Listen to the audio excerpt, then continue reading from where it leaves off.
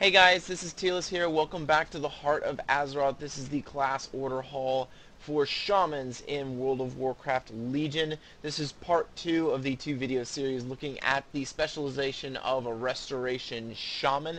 The first video took a look at the abilities, or lack of changes in abilities, that is coming to Restoration Shaman in World of Warcraft Legion. It also looked at the artifact weapon, the beautiful shield and scepter you see right here. In this video, we will be looking at the PvE talents and the PvP talents. Now, I promised, I believe in the last video, that the talents would be a lot more interesting to make up for the fact that the abilities and ability changes were so lackluster. So let's go ahead and get straight into it. We'll look at PvE talents first and then PvP talents, and you'll be able to see there's some fun stuff in here that will make Restoration Shamans a little bit more interesting. So, first in the PvE talents, let's go ahead and just straight look at the 15 tier first. And we have Undulation. Every third healing wave or healing surge you cast heals for an additional 50%. This is kind of playing into that more. Blizzard wants there to be more single target healing out of Restoration Shamans and less chain heal spam. The second ability here we have is Unleash Life. This is an old baseline ability that you now receive back as a talent. Still works exactly the same. And then the third ability on this tier is Torrent. Increases the initial heal from Riptide by 40%. So you have now more oomph out of your Riptide. Once again, playing more into the single target. In fact, this entire tier more kind of plays into single target and increasing your single target healing. On the 30 tier, this is more of a PvP tier, but there is going to be an ability that I believe PvEers will love and they will take. First is Gust of Wind. A Gust of Wind hurls you forward. This is basically like a, it's just a small jump forward. Moonkins, I believe, not Moonkins, I believe it is Travel Form for Druids have something very similar to this. So I'll just go ahead and use this, and I just move forward, and I have a big tornado around myself. So, honestly, I really don't see this being used much. It can be used in PvP, but comparatively to the others, I'm not sure if it's going to be changed, considering that I think it's kind of lackluster compared to the other two. It is very useful in leveling. I saw a lot of people out there, while leveling their shamans, they were using Gust of Wind. The second ability here is a passive called Graceful Spirit. It reduces the cooldown of Spirit Walker's Grace by 60 seconds and increases your movement speed by 20% while it is active. It also increases the movement speed of Ghost Wolf by an additional 10%. That's huge. And I can see pretty much, this is the ability that I see pretty much every PvEer taking. Having a 1 minute cooldown only instead of 2 minutes on Spirit Walker's Grace for some on-the-spot healing, being able to move while you need to heal, and having that increased movement speed, I see it as being very powerful. It's so powerful that I see most PvPers taking this as well. The only exception would be this third talent, which is Wind Rush Totem, which I can kind of see maybe being taken in a rated battleground setting. Wind Rush Totem summons a totem at the target location for 15 seconds, continually granting allies who pass within 10 yards 60% increased movement speed for 5 seconds. So this is a little bit different from the old Windwalk Totem, which summoned an air totem that granted raid members movement immunity to movement impairing effects. This one gives you a buff increasing your movement speed. So let's go ahead and use this. If I can find where I put this totem, I'll just put another one down. I know it's in there somewhere. It's a big targeting reticle, you can see, very large area, and now I have little kind of air swirls around me, and I move really fast. I can pull out of it, and it will drop away. It goes away, and then as I move back in, I will increase my speed again. So this works for all of your allies, and I can see this being used in PvP, in a rated battleground setting specifically. Otherwise, Graceful Spirit is going to be the choice, I think, for both forms of play, PvE and PvP. Do note that it is on a 2-minute cooldown. In the next tier, we have another PvP-focused tier. This first one being Lightning Surge Totem.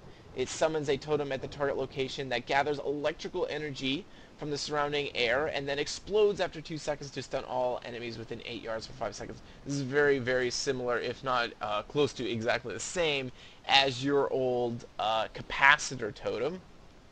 I do believe it has a larger area of effect though. Let's go ahead and take a look here and see. I think it has a larger area of effect though, and basically just plops down, and it functions the same. Large AoE burst, and it stuns everyone in the area. Your second one is Earth Grab Totem. Now this is exactly like it is on live. However, I can see this being taken more often because the Earthbind totem has been removed from Restoration Shamans. So in a PvP setting, this can be very useful in getting away from some pesky melee that are on top of you. The last is Voodoo Totem. This summons a totem at the target destination for 10 seconds, and this totem hexes all enemies within 8 yards into frogs, which are incapacitated and unable to attack or cast spells. Damage or leaving this area will interrupt the effect. So, I can see this being used in PvE because you have a mass AoE CC. The only problem is that it's only 10 seconds, whereas I believe the base for Hex is something like, it's much longer, it's 1 minute. So you either have a 1 minute or you have, 10 seconds on a mass group of them, which could be useful maybe as an emergency situation, which you would need as a Restoration Shaman if all of a sudden you had a whole bunch of ads that were just piling up and your tank wasn't able to deal with them. This is a form, it's like a form of indirect healing, as you can plop this down and cause everything to be hexed within 8 yards. Now 8 yards isn't very big. You'll see right here, it's not the biggest radius. I kind of wish they would improve it more, considering you're taking away that minute-long effect in PvE and transforming it into this. But it may be of a balancing act between PvP and PvE. If this is too large, it creates a massive area of denial in PvP, which is pretty frustrating to balance. So I'm going to go ahead and show it here. It's this nice little, really nice blue and red dome here. That is your Voodoo Totem. In the 60 tier, we have a passive called Crashing Waves. Tidal Waves increases the critical effect chance of Healing Surge by an additional 15% and reduces the cast time of Healing Wave by an additional 15%. So once again, more single target focus.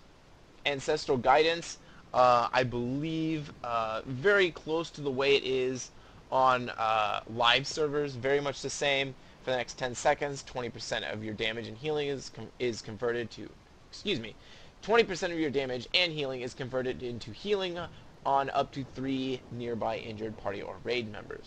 And then the last one here is Deluge. Chain Heal heals for an additional 20% on targets with your healing rain or affected by your Riptide. These, I believe, Crashing Waves and Deluge are talents that I believe were in the game at one point. May have been pruned, and now they're back as talents. I can't quite remember, but they do look very familiar to me. On the 75 tier, we have some interesting options here. Some of the best interesting options, I think, for a Restoration Shaman. First, we'll look at Earth and Shield Totem. So this is a brand new totem. Summons a totem with 1.5 million health at your feet.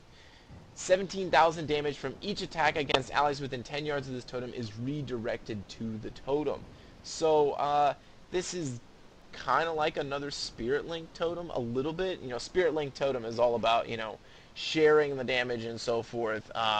It reduces like overall damage by, 10%?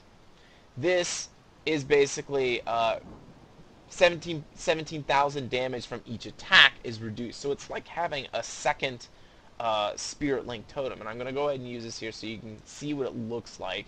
And I'll put it down. You can see I have like this nice little dirt effect around. And then you can see both of these target dummies are being affected by this Earthen Shield totem. I really do like the effect of this. It's pretty, it's a nice visual. And it gives you another protection options. Remember that you no longer can only have one earth totem, one water totem down at a time. You can have as many totems as you can throw out at once. It does not matter. And so having something like this is pretty useful. You can use Earthen Shield Totem and at the same time use Earth Grab Totem, for instance. So, in the right-hand side of this tier, we have Ancestral Vigor. Targets You heal with Healing Wave, Healing Surge, Chain Heal, or Riptide's Initial Heal. Gain 10% increased health for 10 seconds. Once again, another ability that looks really familiar, but while looking through my live Restoration Shaman, I could not find where it was, so it may have been in the past, and now it has been brought back as a talent. And then the last in this tier is going to be Ancestral Protection Totem. Now, it summons a totem at the target location for 30 seconds. All allies within the 20 yards of the totem gain 10% increased health. So, a little bit like Spirit Link Totem, except for instead of 10% damage reduction, you have a 10% health increase. If an ally dies, the totem will be consumed to allow them to reincarnate with 20% health and mana. Cannot reincarnate an ally who dies to massive damage. So, I can see this being taken in PvE, but I don't expect it to be taken over Earthen Shield Totem, and maybe not even over Ancestral Vigor Totem. And this is the reason why. It's too unpredictable. If I put this down thinking my tank is going to die, if a DPS, a really bad DPS, somehow manages to die before the tank does, even though the tank is really low, the DPS, the crappy DPS, will consume this totem instead of the tank. So, I mean, that's what I can mostly see this totem being used for in PvE. It's a 5-minute cooldown, and that's a pretty hefty price to pay for a talent. That's why I honestly see Earthen Shield Totem being taken over this one, mostly because it's too unpredictable, and most players, at least the top players, like to have more control over what they're able to do, and this puts it more into the chance of numbers. So I'll go ahead and put it here so you can see what it looks like. It's just a simple Earth Totem. It goes with my feelings of how strong it is. There you can see the edge of it, though. The actual radius of it. It's a very large radius. So, if you want, you could put it very far away from the rest of the DPS so that only the tank is in range of this totem. But, to be honest, compared to Earthen Shield Totem, I just don't see this being selected. So, I do like that it has the massive ring around it, but otherwise, there may have to be some changes to make it more useful. I would say at least reducing the cooldown, because I think 5 minutes is pretty steep. I know it does revive the target instantaneously, but 5-minute cooldown may be a little much for and actually to be useful in the raid, considering that it depends on who's in the area and who's not. So, the 90 tier, we have Bottomless Depths. Resurgence always triggers when you heal a target below 60% health. If you've forgotten what Resurgence is, it is this passive that gives you mana back. This basically means that if you're healing targets below 60% health, you're going to be getting a lot of mana back, which is a nice option to have. Cloudburst Totem, this functions very similar. It functions very similar. It functions very similarly, if I pronounce that correctly, grammatically, to the way Cloudburst Totem functions on live. It absorbs your healing and then it dispels it right back out. I'll go ahead and use it right here so you can still see. It has really not changed, as you can see right there. I can put some healing on this target. And that totem right there is part of my artifact weapon that I showed last video. So I'll put some healing on the target, it explodes, and it heals everyone in the area. So Cloudburst Totem, back to talent tier lower. They got rid of the damage tier, so while there is kind of an extra PvP tier, they got rid of basically the totem tier, which no longer matters anymore, and they got rid of the damage tier for a Restoration Shaman, and in return you get an extra PvP tier and then an extra tier that will help you with your healing.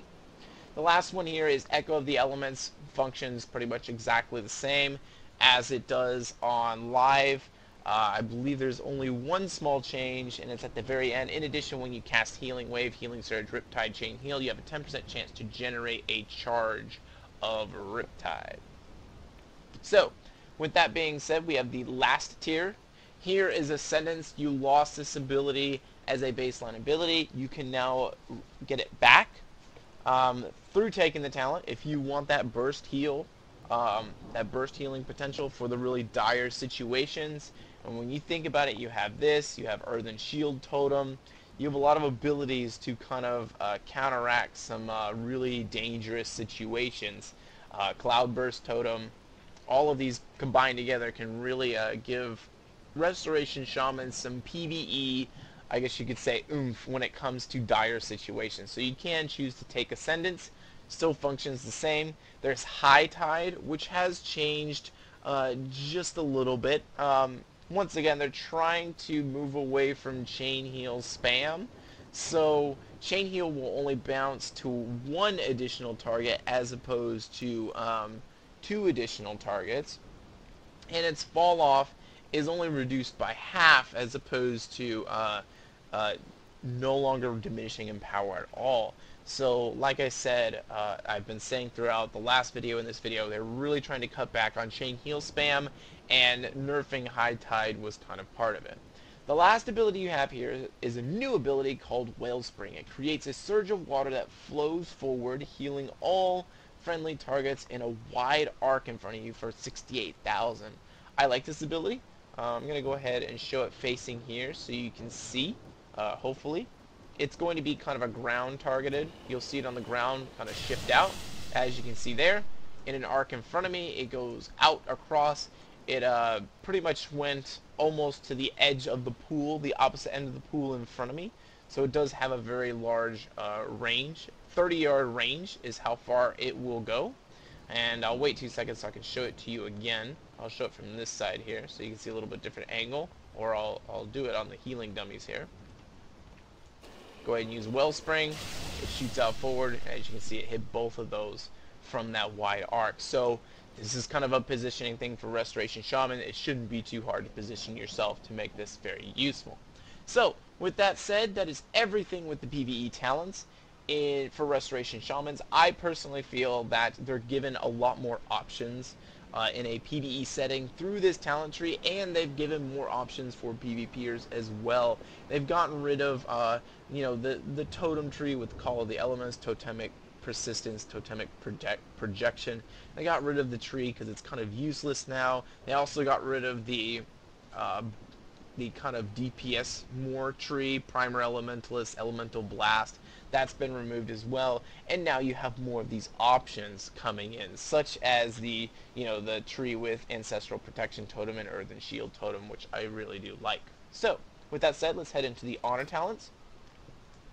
Now, the first two tiers of the honor talent system basically will deal with basic, across the board, same abilities for almost all classes. The first tier is the same for every spec in the game. The second tier is the same for whatever your specialization is.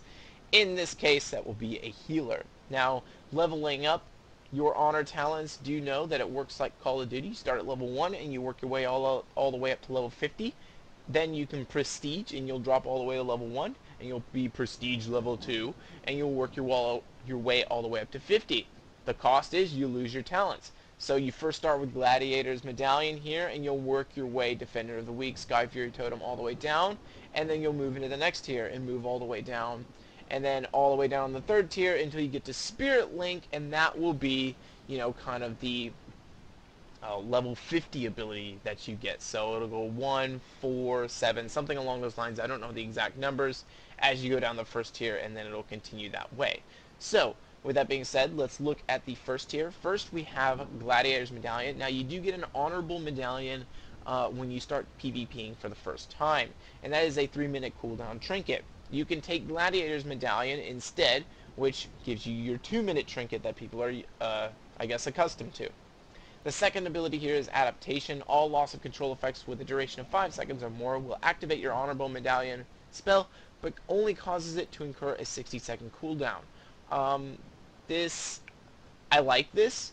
Maybe not so much on healers, but I really do like this, especially on DPS, because it gives you a 60-second cooldown on your medallion. Do know that if you activate the 3-minute cooldown on honorable medallion, adaptation won't be up for another 3 minutes. The last here is Relentless. It replaces your Honorable Medallion, and the duration of incoming crowd control effects is reduced by 25%. I honestly really only see tanks taking this. I do not see many DPS or even healers taking this as a talent. In the second tier, this is the healing tier. So you have Defender of the Weak. After healing a target below 50% health, you gain 20% haste for 5 seconds. Vim and Vigor. While you are at or above 80% health, your healing is increased by 20%.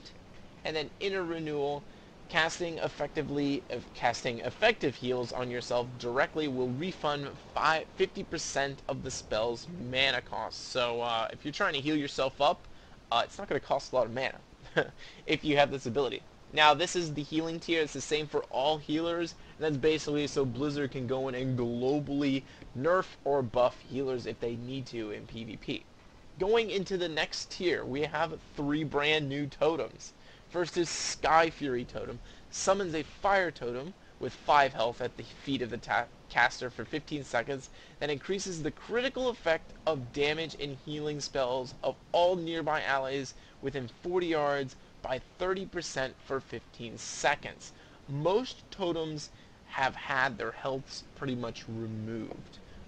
They have almost the same amount of health as you do. If I plop down my healing stream totem, I have a 1.5 million health healing stream totem. So it's generally stupid to even try to destroy a totem. However, considering how many totems you can actually put down, being able to put down this totem, you can disguise it. And people won't notice that it can be killed pretty relatively easy. So that's something you need to kind of pay attention to in PvP. You have the Counter-Strike Totem. Not sure about the name, but you have the Counter-Strike Totem. 30-second cooldown. Summons an air totem with 10 health at the feet of the caster for 1 minute. Whenever enemies within 20 yards of the totem deal damage, the totem will deal 100% of the damage dealt back to the lowest health enemy within range of the totem. So, if you have a really dumb player on the opposing team, he can just completely destroy someone else on his team just from this, which is awesome.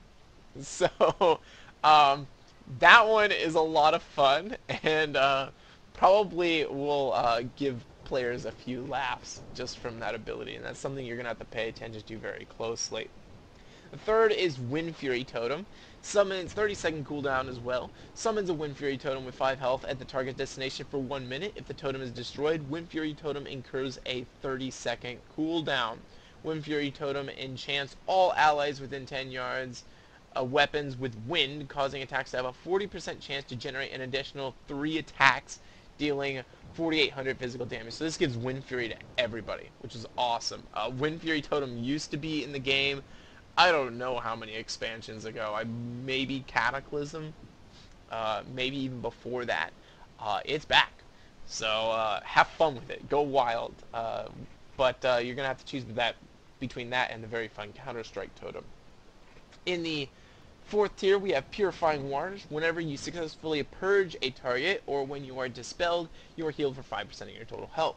There's Calming Waters. After being interrupted while casting a spell, you become immune to being interrupted while casting for 20 seconds. That's huge. That's really huge as a healer. So, honestly, I don't even have to look at the last talent. And I don't think anyone else will. That's a huge deal for healers to have.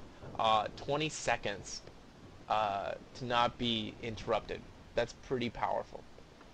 Swelling Waves. When you cast Healing Surge on yourself, you are healed again for the same amount 3 seconds later. So it's kind of a burst to your own personal healing if you need it. In the fifth tier, you have Voodoo Mastery. Reduces the cooldown of your Hex spell by 20 seconds, or the cooldown of your Voodoo Totem by 10 seconds. You have Electrocute. When you successfully purge a beneficial effect, the enemy suffers 109,000 nature damage over 3 seconds.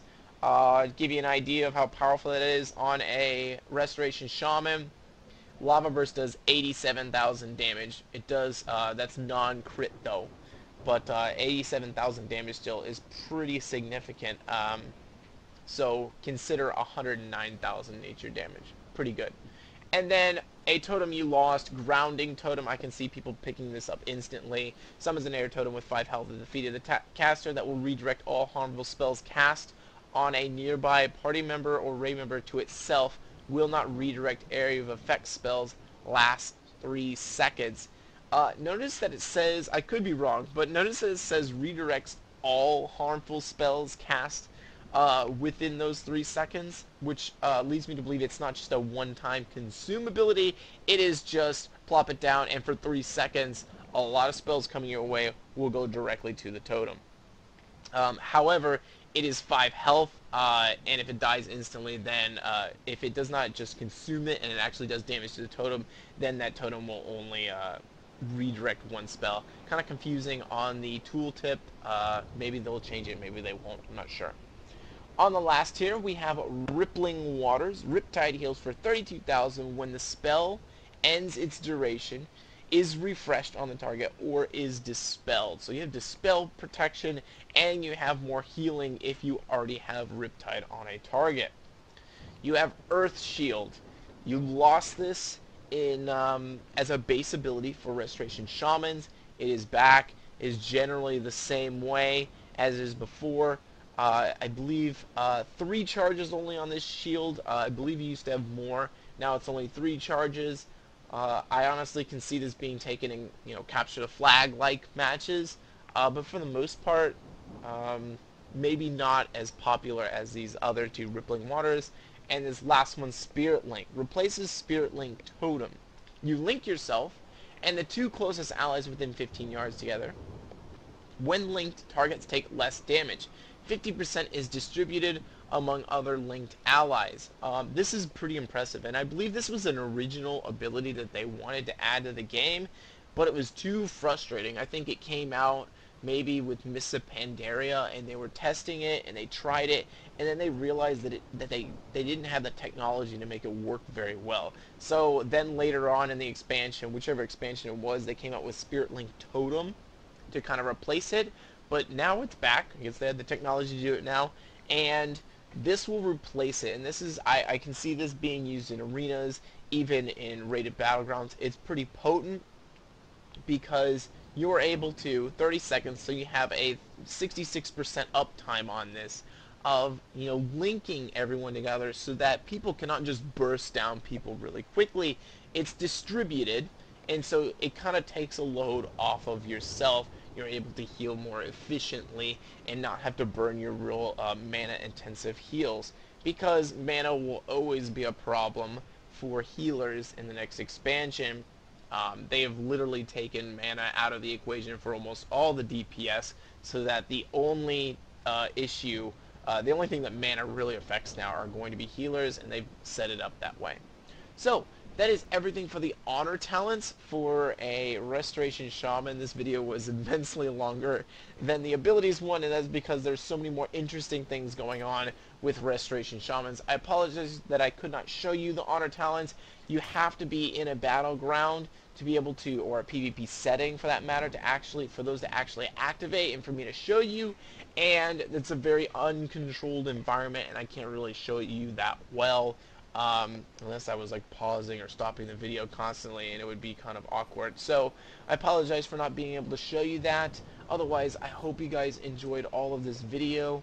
The next video up, I believe, will be Arcane Mages, and then there might be a pause until I can until the next patch comes out, so I can make sure there aren't any huge changes. So I don't make a video that ends up having to be redone anyways. So that's everything with Restoration Shamans. I hope you guys enjoyed this video, and I'll see you guys in the next one. Tearless out. See ya.